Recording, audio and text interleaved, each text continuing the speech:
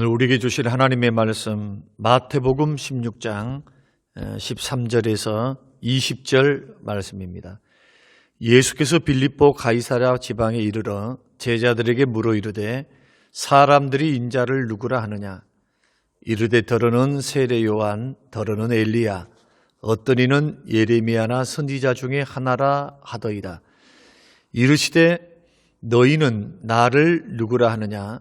시몬 베드로가 대답하여 이르되 주는 그리스도시요 살아계신 하나님의 아들이시니이다. 예수께서 대답하여 이르시되 바요나 시몬아, 내가 복이 있도다. 이를 내게 알게 한 이는 혈육이 아니요 하늘에 계신 내 아버지시니라.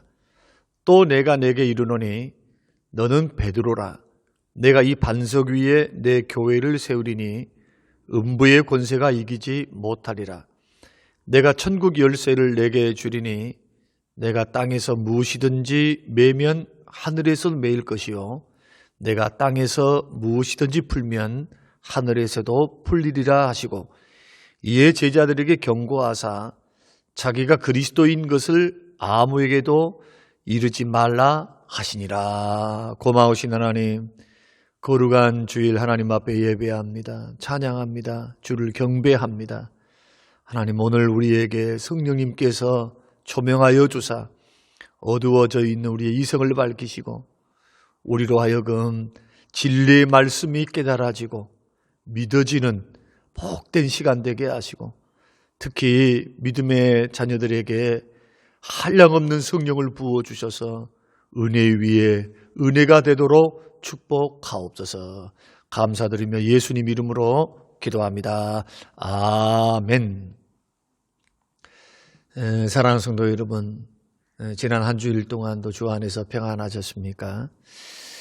우리가 신앙생활함에 있어서 생각하면 생각할수록 의미심장한 질문이 하나 있습니다.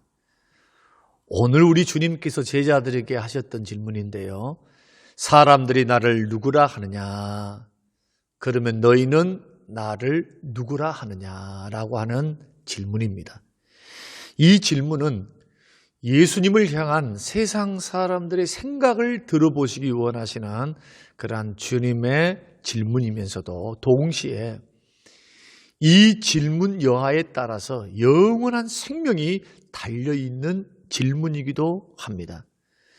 그래서 대답을 어떻게 하느냐에 따라서 영원한 생명을 얻기도 하고 아니면 영원한 멸망을 당하기도 하는 아주 중요한 질문을 우리 주님께서는 제자들에게, 그것도 가이사랴 빌립보 지방에서 하셨습니다. 우리 주님께서 가이사랴 빌립보 지방에서 12제자에게 이 질문을 하셨는데 이 질문이 왜 그렇게 또한 중요한가? 그리고 이 중요성이 부각되는 그 이유는 두 가지인데요. 그것은 질문을 하셨던 시기이고 또 하나는 질문하셨던 장소의 중요성 때문입니다. 우리 주님이 너희는 나를 누구라 하느냐 물으셨던 이 시기는 십자가에 죽으시기까지 약 한 달 반 정도 남아있는 시간의 지점이었기 때문입니다. 그러니까 공생의 전체를 제자들과 보내시면서 제자들이 예수님의 자신을 어떻게 생각하는지 그 생각을 알기를 원하셨고 그 신앙을 점검하기를 원하셨다는 겁니다. 여러분, 학교에서도 그렇지 않습니까? 중간고사를 하면은 또한 기말고사를 합니다. 중간고사를 통해서 선생님이 가르쳐 주었던 것을 중간 점검을 하고 기말을 통해서는 학기말 점검을 합니다. 무엇을 배웠는가, 잘 배웠는가, 잘 이해했는가 테스트해 보는 겁니다. 마찬가지로 우리 주님도 공생의 3년 동안 제자들에게 많은 것을 가르치셨고 많은 기적을 보이셨는데 동고동락하면서 이 수많은 가르침, 수많은 기적을 통해서 제자들이 주님에 대해서 어떻게 생각하는지 점검하기를 원하셨던 것입니다. 그리고 두 번째는 장소의 중요성입니다. 성지순례를 가보신 분들은 아시겠지만 우리가 가이사랴 빌립보 지방으로 이제 북쪽 갈릴리 북쪽에 우리가 성지순례를 하고 여행을 하게 됩니다. 그런데 유대의 다른 지역보다도 이 가이사라 빌립보 지방은 고대 2000년 전에는요, 이방의 많은 신들을 섬기는 신전들이 모여있던 우상의 도시였습니다. 구약시대에는 북이스라엘의 바알 숭배 중심지가 가이사라 빌립보였습니다. 또 고고학적으로 볼 때에 14곳이나 지금 발견되었다고 하죠. 그리고 헬라가 점령했을 때는 헬라의 신 펜이라고 하는 펜신의 신전이 있었습니다.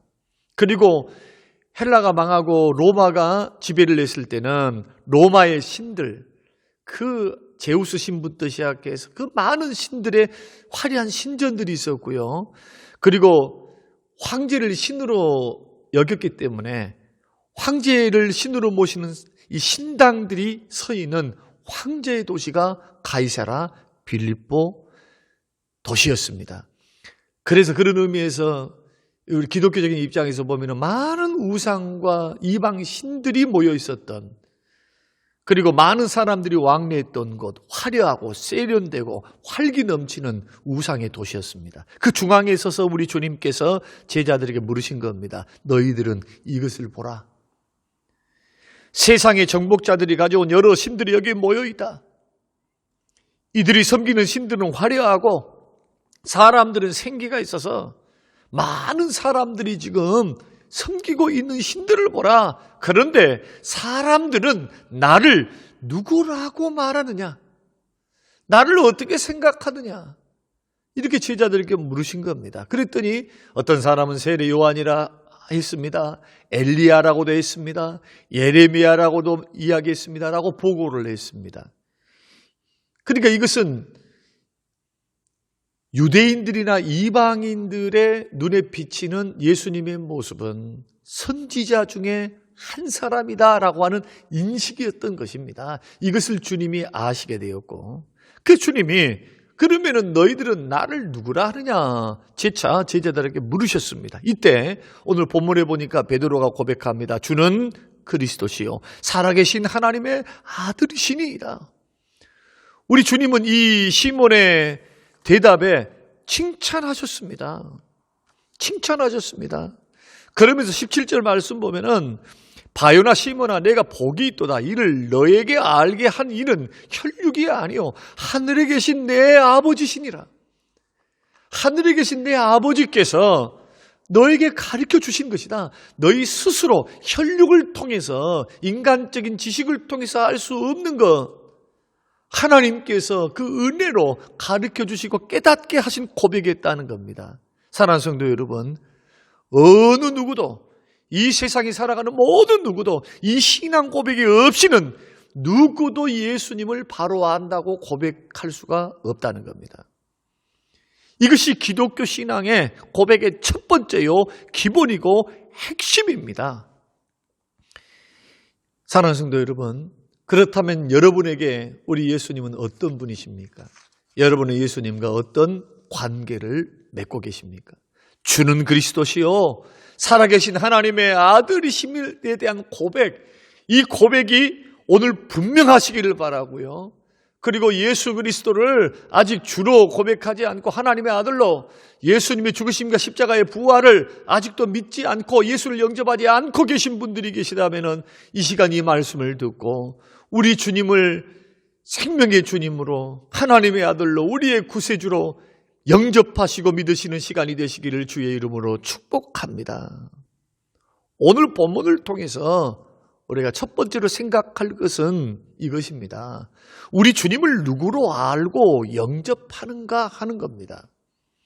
이것은 영접하는 자들의 태도를 말하는데요, 베드로는 예수님을 주라고 고백했습니다. 예수님은 나의 주인이십니다. 나의 주인이십니다. 주님이라고 하는 고백이 뭡니까? 글자 그대로입니다. 예수님을 이제 나의 주인으로 삼겠습니다. 우리는 예수님을 영접하는 데 있어서 둘 중에 하나일 수 있습니다. 주님을 나의 주인, 나의 왕으로 모시는가, 아니면 주님을 손님으로 모시는가, 이 둘 중에 하나입니다. 이 문제는 우리 신앙생활을 결정하는, 신앙생활의 자세와 태도와 신앙의 질을 결정하는 아주 중요한 질문이며 문제라는 겁니다. 여러분, 만일 예수님과 나와의 관계에 있어서 예수님을 손님으로 모신다면 주인은 누가 될까요? 내 자신이 주인이 되는 겁니다. 예수님은 손님일 뿐이에요. 만약에 내가 주인이면 예수님은 손님이고 예수님이 주인이면 나는 예수님의 종입니다. 예수님을 손님 정도로 생각하고 영접하면 예수님은 잠시 머물다가 가실 뿐이죠. 그래서 예수님께 대해서 손님 정도의 예의만 갖추면 됩니다. 손님이니까 잠깐 다녀가시면 그뿐이죠. 오늘날 신앙 고백을 하고 있는 많은 사람들이 예수님을 손님 정도로 영접하는 경우가 있습니다. 그렇기 때문에 생활에 변화가 없습니다. 믿음이 생기질 않습니다. 그러나 예수님을 나의 주님으로 영접하는 사람들은 믿음이 생기고요, 변화가 생깁니다. 하다못해 세상을 살 때도 주인에 따라서 집이 얼마나 달라집니까? 집도요, 집 주인의 성향과 취향에 따라서 또 돈의 많고 적음에 따라서 얼마나 달라진지 모릅니다. 문패도 달라지고 가구도 달라지고 또 용도, 구조와 용도도 달라지고 마찬가지입니다. 사람도 누구를 주인으로 모시냐에 따라서 우리 인생과 삶이 확 바뀝니다. 변화가 됩니다. 만약에 거지에게 붙잡히면 어떻게 될까요? 거지가 되죠. 깡패에게 붙잡혀서 깡패를 주인으로 섬기고 살면 나는 두말할 필요 없습니다. 깡패 될 수밖에 없습니다. 죄인이 예수님을 주인 삼고 예수님께 붙잡히면 어떻게 됩니까? 예수님의 사람으로 변화됩니다. 예수님이 그 사람의 주인이 되면, 예수님이 그 사람의 주인이 되면 새 사람 되죠. 그리고 변화됩니다. 이게 삭개오가 그랬고요, 사울이 바울로 변화된 이유도 바로 예수님을 자신의 주인으로 삼았기 때문입니다. 고린도후서 5장 17절에 그런즉 누구든지 그리스도 안에 있으면 새로운 피조물이라, 이전 것은 지나갔으니 보라 새 것이 되었다 말씀합니다. 사랑하는 성도 여러분, 여러분에게 우리 주님은 어떤 존재이십니까? 예수님을 나의 주인으로 영접하면 예수의 사람으로 변화될 줄로 믿습니다. 두 번째로, 성경이 말씀하시는 예수님은 그러면 누구신가 하는 겁니다. 어떤 사람들은 예수님을 4대 성인 중에 한 사람이다, 위대한 선생님이시다, 도덕적인 가르침을 받기 위해서 위대한 선생님이시니까, 성인이니까 그 예수님으로부터 인생을 배우고 도덕을 배우고 윤리를 배우고 사람의 도리를 배우기 위해서 예수 앞에 나오는 사람이 있고 성경을 읽는 사람이 있습니다. 그러나 예수님은 그 이상이십니다. 예수님은 위대한 사람이시면서 죄인의 구주 되시고 하나님의 아들 되십니다. 누가복음 2장 11절에 오늘 다윗의 동네에 너희를 위하여 구주가 나셨으니 곧 그리스도 주시니라. 마태복음 1장 21절 아들을 낳으리니 이름을 예수라 하라. 이는 그가 자기 백성을 그들의 죄에서 구원할 자. 예수님 어떤 분입니까? 죄에 빠진 인간을 죄에서 구원하신 구세주가 되신다. 그래서 베드로가 예수님을 고백할 때 주는 그리스도시요, 그리스도라고 하는 구원자라는 뜻입니다. 구주라는 뜻입니다. 예수님은 잃어버린 자를 찾아 구원하러 오신 구세주가 되신다는 겁니다. 누가복음 19장 10절에 인자가 온 것은 잃어버린 자를 찾아 구원하려 하심이니라. 우리 예수님은 우리의 죄를 짊어지시고 죽어주시러 오셨습니다. 그리고는 우리 예수님 우리를 의롭다 하심을 위하여 또한 부활하셨습니다. 죄인을 구한 구주만 되신 것이 아니고 십자가에 죽으시고 십자가의 죽으심 이후에 3일 만에 부활하심으로 우리 주님은 우리를 의롭게 하셨습니다. 로마서 4장 25절 예수는 우리의 범죄한 것 때문에 내줌이 되고 우리를 의롭다 하시기 위해 살아나셨다. 그래서 부활하신 주님, 십자가에 죽어주신 나의 구주, 나의 그리스도, 나의 주님을 나의 주인으로 영접하고 그 주님을 믿으면 의롭다함을 받고 구원을 받습니다. 우리 예수님은 장차 우리를 천국으로 인도하시기 위해서 또한 이 땅에 다시 오십니다. 예수님은 우리의 구주십니다. 우리 죄를 속량하시고 자신의 피로 우리를 사셨습니다. 그래서 예수 그리스도를 믿음으로 구원받은 모든 사람들은 다 누구의 소유입니까? 값으로 산 바가 되었다. 예수님의 소유입니다. 예수님이 피 흘리셔서 십자가에서 피값으로 우리 모든 죄인들을 사셔서 우리로 하여금 구원받게 하시고 하나님의 자녀되게 하시고 의롭다는 축복을 주셨습니다. 그러므로 이제는 값으로 사셨기 때문에 우리 현재의 위치는 예수님의 것, 예수님은 나의 주인, 우리는 예수님의 종. 그래서 고린도전서 7장 23절 너희는 값으로 사신 것이니 사람들의 종이 되지 말랍니다. 사람들의 종이 되지 말고 누구의 종이 되라는 겁니까? 우리를 값주고 사신 주인 되신 예수 그리스도의 종으로 살아라. 그 말은 섬기고 살아라는 겁니다. 고린도전서 6장 19절에서 20절은 너희는 너희 자신의 것이 아니라 값으로 산 것이 되었다. 그렇게 고백합니다. 그러면 우리는 살아있을 때나 죽은 후에나 영원토록 예수님의 소유입니다. 만일 우리가 예수님을 나의 구주로 영접하면 마땅히 우리는 어떤 자세로 살아야 됩니까? 주인 되신 예수님께 종된 자세로 살아야 합니다. 종은 주인의 재산입니다. 종의 생명도 전적으로 주인 것입니다.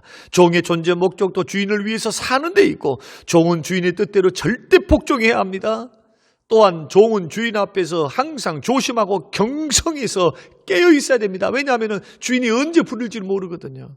언제 시킬지를 모르니까 언제나 깨어 있는 자세로 섬기는 것, 이것이 종된 삶입니다. 사랑하는 성림교회 우리 모든 식구 여러분, 우리 모두의 주인은 우리를 위해 십자가의 피를 죽으신 예수 그리스도이십니다. 예수님은 우리의 주인이십니다. 가라 하면 가야 합니다. 오라 하면 와야 합니다. 일하라고 주께서 명령하시면 일해야 합니다. 쉬라고 하시면 쉬어야 합니다. 바울 사도는 그래서 자기 자신을 소개할 때 언제나 예수 그리스도와 하나님의 종된 바울이라고 고백했습니다. 예수님께서 피 흘리셔서 우리를 구원해 주셨기 때문에 마찬가지로 바울 사도와 같이 종된 마음으로 주인 되신 주의 뜻을 섬기는 것, 내 뜻 버리고 주의 뜻을 따르고 내 생각 버리고 주의 생각을 따라가는 삶, 이것이 주는 그리스도시요 살아계신 하나님의 아들이라고 하는 고백에 숨어있는 예수님에 대한 관점이며 우리의 자세입니다. 사랑하는 성도 여러분, 예수님은 나에게 어떤 분이십니까? 여러분에게 어떤 분이십니까? 주인 되셨습니까? 손님 되셨습니까? 구주십니까? 성인이십니까? 그렇습니다. 예수님 우리의 구주시며 우리의 주인 되십니다. 그렇다면 마땅히 예수님의 지배를 받고 살아야 합니다. 그 뜻을 나의 뜻으로 삼고 살아가야 마땅합니다. 주인이신 예수님의 말씀에 전적으로 순종하며 살아야 합니다. 오늘날 많은 교회가 혼란스럽고 시끄럽고 분열이 많은 이유는 종들이 주인 행세를 하기 때문입니다. 그러므로 내 뜻 버리고 주의 뜻을 내 뜻으로 삼으실 때에 우리는 왕 되시고 주인 되신 주님을 잘 섬길 수 있습니다. 종들은 주인의 뜻을 받을 뿐입니다. 주인 앞에서 종들은 항상 조심합니다. 성림교회가 또 여러분의 가정이, 여러분 자신이 예수님의 주되심을 인정하시는 베드로처럼 주는 그리스도시여 살아계신 하나님의 아들이라고 하는 분명한 고백 안에 그 고백대로 삶에 순종해 나가는 우리 모든 성도님들이 되시길 바라고요. 또한 다음 주간 고난주간이 되시길 바라고 부활주일이 되시기를 주님의 이름으로 축원합니다. 고마우신 하나님 아버지, 주는 그리스도시여 살아계신 하나님의 아들됨의 고백, 그 고백의 의미가 무엇인지 우리에게 가르쳐 주신 것을 감사합니다.